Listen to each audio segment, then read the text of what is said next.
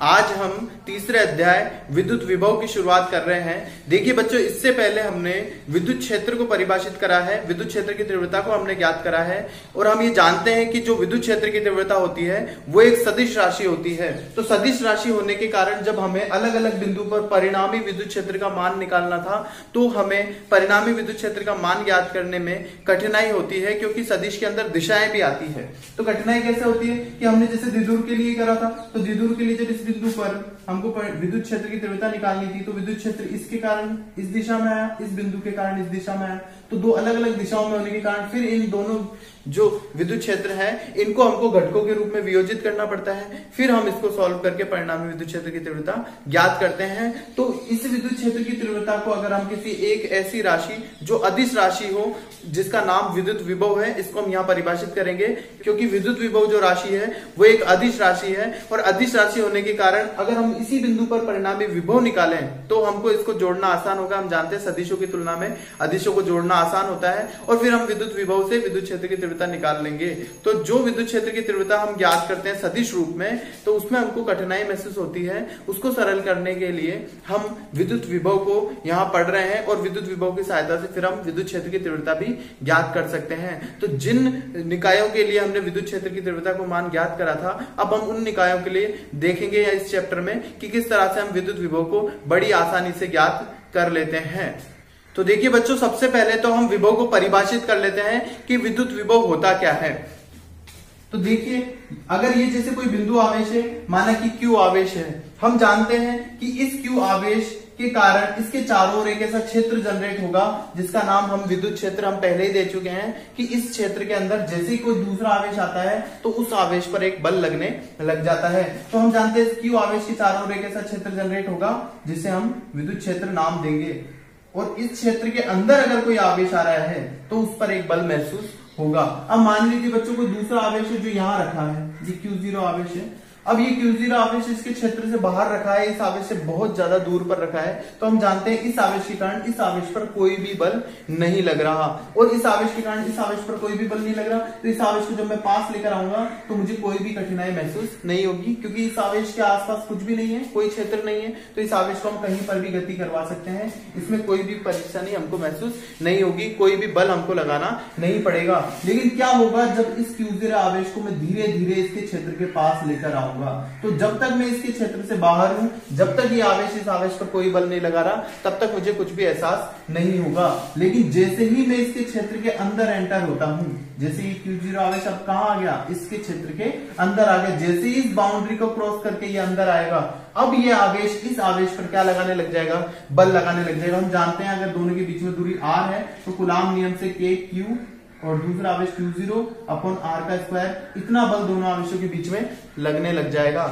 तो ये जो बल लगेगा, अगर ये प्लस आवेश था और ये जो आवेश में लेकर आऊं ये भी प्लस आवेश है, तो प्रतिकर्षण होगा। हम जानते हैं प्लस और प्लस के बीच में प्रतिकर्षण होता है। तो ये आवेश इस आवेश पर किस दिशा में बल लगाएगा, पीछे की ओर एक बल लगाएगा। तो मैं जैसे ही आवेश को लेकर आया तो मुझे लगा कि कोई ऐसा है अंदर क्षेत्र है जो मुझ पर बाहर की ओर बल लगा रहा है। अब मैं उस बल के विरुद्ध भी इस आवेश को अगर और अंदर लाना चाहता हूं, और ज्यादा यहां तक लेकर आना चाहता हूं, तो हम जानते हैं कि जब बल के विरुद्ध मुझे काम लाना पड़ रहा है तो मुझे कोई ना कोई कार्य करना पड़ेगा। मुझे इस पर आवेश पर बल लगाना पड़ेगा, इस पर ताकत लगानी पड़ेगी अंदर की ओर, तभी मैं इस आवेश को अंदर लेकर आऊंगा, क्योंकि ये आवेश क्या कर रहा है, इसको प्रतिकर्षित कर रहा है, पीछे की ओर बल लगा रहा है। अगर मुझे इस क्षेत्र में इतनी दूर तक लाना पड़ा तो मुझे कुछ कार्य करना पड़ेगा। अगर मैं चाहता हूं कि इस क्षेत्र के अंदर मैं इस आवेश को इतनी दूर तक ले आऊं, यहां से लेकर इतनी या इस आवेश के इतने पास तक ले आया, तो मुझे ज्यादा कार्य करना पड़ेगा क्योंकि मैं क्षेत्र में ज्यादा अंदर तक आया। इसी प्रकार यदि मैं इस Q0 आवेश को यहां तक लेकर के आऊं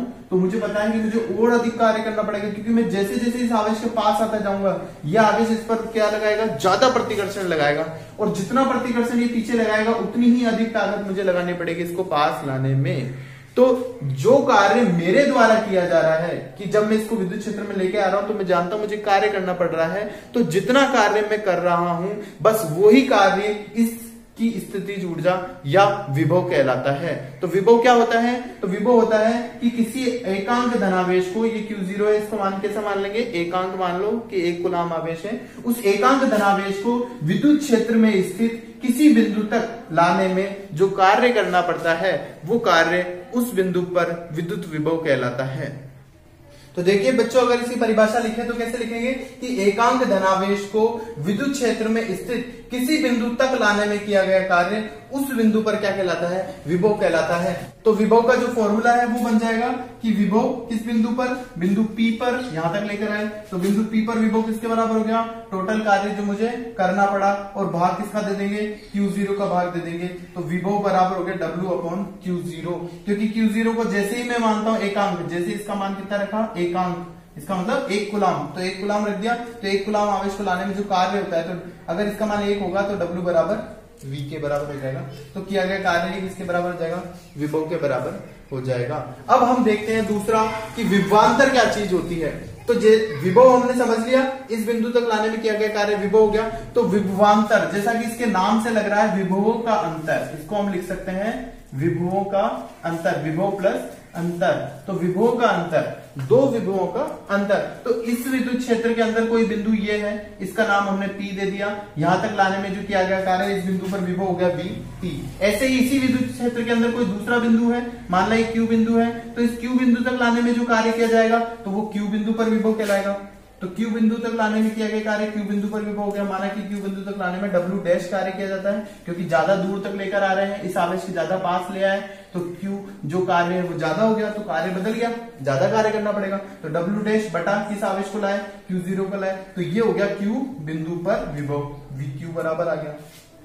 ठीक है, तो ये बिंदु P पर विभव है, ये बिंदु Q पर विभव है। तो विभवांतर का मतलब होता है दो विभवों का अंतर। अगर हमसे पूछा जाए कि किसी आवेश को, अब की बार हम पूरा बाहर से लेकर नहीं आ रहे, अगर किसी आवेश को बिंदु P से लेकर के आए और Q तक लेकर के आए, P से लाए हैं और Q तक लाए हैं, तो दोनों बिंदुओं के बीच में विभवांतर कितना है। तो बिंदु P पर विभव ये रहा, Q पर विभव ये रहा, तो हम क्या कर देंगे, VP माइनस VQ, दोनों विभवों का क्या निकाल लेंगे, माइनस कर देंगे VP माइनस VQ, तो ये हमारे कहलाएगा विभवांतर।